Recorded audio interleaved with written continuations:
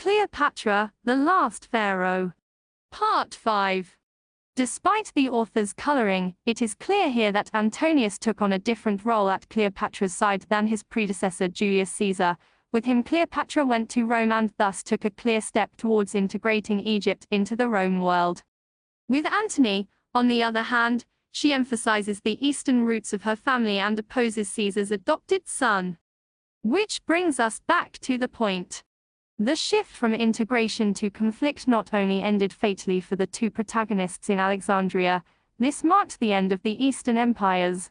Egypt, until 30 BC in the 4th century BC, although de facto already controlled by Rome, but still de jure independent, it became a province. Rome was now finally the only world power. As Pascal said, if Cleopatra's nose had been shorter, the face of the whole world would have changed. But you could too. Others argue that Cleopatra and Antony rebelled against Rome one last time, and led the Orient against the Occident. It was only around 800 years later that rulers from the East were again able to stand up to the West politically, militarily and culturally.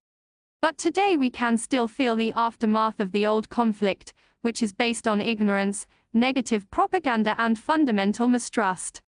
Let us return to the alleged grave in Tepo, Iris Magna and the Hesses of Kathleen Martinez. How heterogeneous was Egypt at the turn of the century? Is it really true that Marcus Antonius could not be mummified because he was not an Egyptian or a pharaoh? This question can best be answered by looking at one of Alexandria's many cemeteries.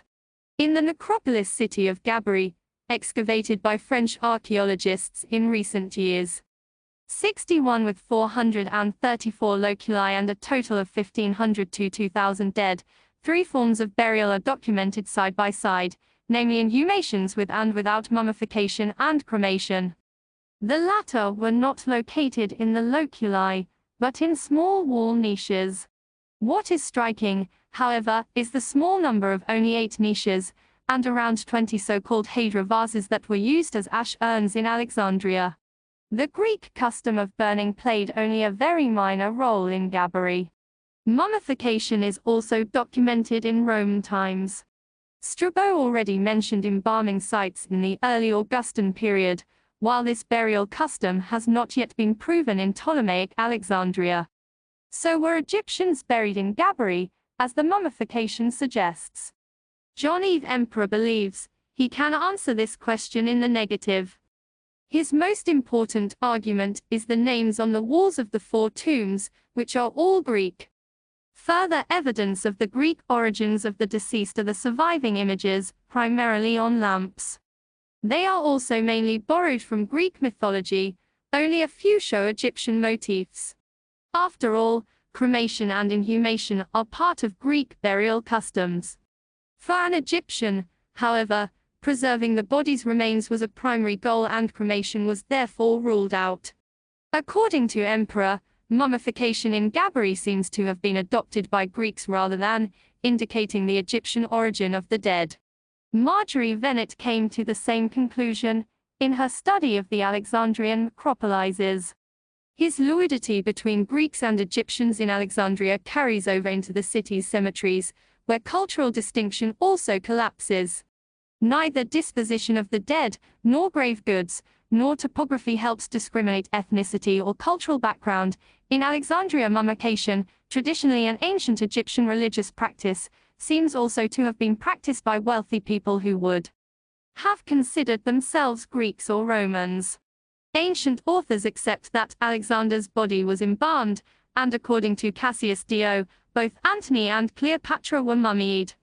We can therefore assume that Kathleen Martinez was wrong in this case, too, and that the same burial practices were used for Marcus Antonius as for Cleopatra.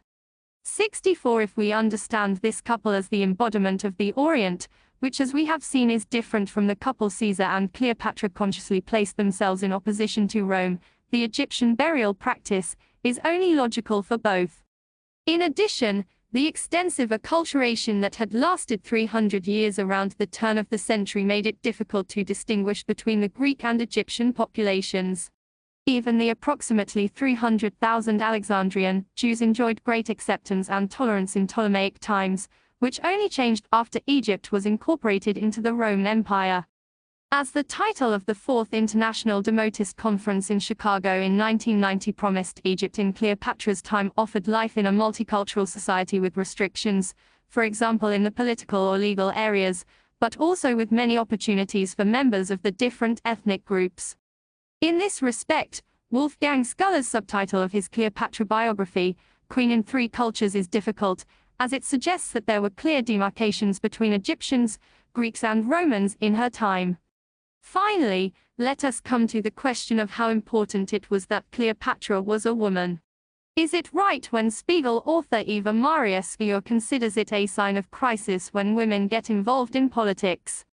As a still in Paris shows, Cleopatra initially used ancient means and, like Egyptian queens before her, adapted male iconography. Even if she may have taken over the still in Paris from her father, as R.S. Bianchi suspects, the figure was not reworked into a female representation. Cleopatra appears on later monuments, as we have already seen, alongside her son as co-regent. So we see a change from claiming power, as sole ruler in the first years of her reign, to retreating to the second line in order to open the way for Caesarion. Even Roman propaganda is only about them, not about the pseudo-rulers Ptolemy XIII. And later Ptolemy XIV at her side.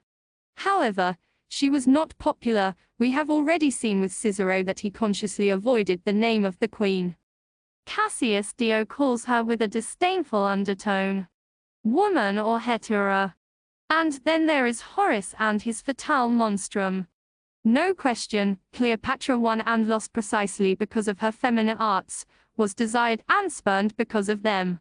Thanks to her femininity, she united and divided Orient and Occident. And unlike Arsinoe II, who was so famous and revered in her time, she achieved lasting fame for herself. So even in Horace, and this brings us to the end despite the howls of triumph in the second part of his poem about Cleopatra, one can also recognize respect for the woman, who would rather die than be subjugated.